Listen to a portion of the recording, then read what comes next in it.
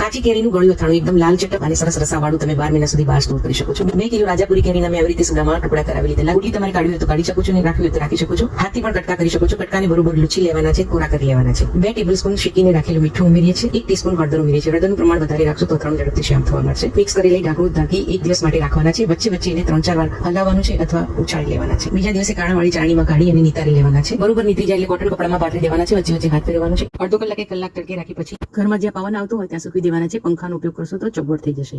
છાણિયાને હાથમાં લઈને જોઈ લેવાનું છે કે ભીનાશ ચોંટે નહીં અને ત્યારબાદ કપડાથી નીચે કાઢવાના. સુકાયેલા છાણિયા 1.5 કિલો એની સામે 1.5 કિલો સફેદ ગોળ લીધો છે. જીરું સમારીને 150 ગ્રામ રાઈના કોરિયાને અધકચરા પીસી લીધા છે. 50 ગ્રામ મેથીના કોરિયાને પણ દરદરા પીસી લીધા છે. 1 ટીસ્પૂન હિંગ ઉમેરીએ છીએ. 200 ગ્રામ સરસિયાથી ધુમાડો નીકળે ત્યાં સુધી ગરમ કરીએ છીએ. 1 મિનિટ બાદ તૈયાર કરેલા મસાલામાં ઉમેરી દઈએ છીએ. ધાણાના કોરિયા ઉમેરી ઢાંકણું ઢાંકીને ઠંડો થવા દઈએ છીએ. કાપીને રાખેલી થોડી ખારેક, શેકીને રાખેલી વરિયાળી, સૂકા લાલ મરચા, આખા મરી અને ઠંડો થયેલો મસાલો ઉમેરી દઈએ છીએ. 2 કપ કાશ્મીરી લાલ મરચું તમે તીખું પણ ઉમેરી શકો છો અને જરૂર મુજબ શેકેલું મીઠું ઉમેરી મસાલાને મિક્સ કરી 4 દિવસ માટે છોડી દઈએ છીએ. વચ્ચે હલાવતા રહેવાનું છે. મારા દાદીમાની રીતનું લાલ ચટક અને રસાદાર અથાણું ગમ્યું હતું શેર કરજો, લાઈક કરજો. Thank you.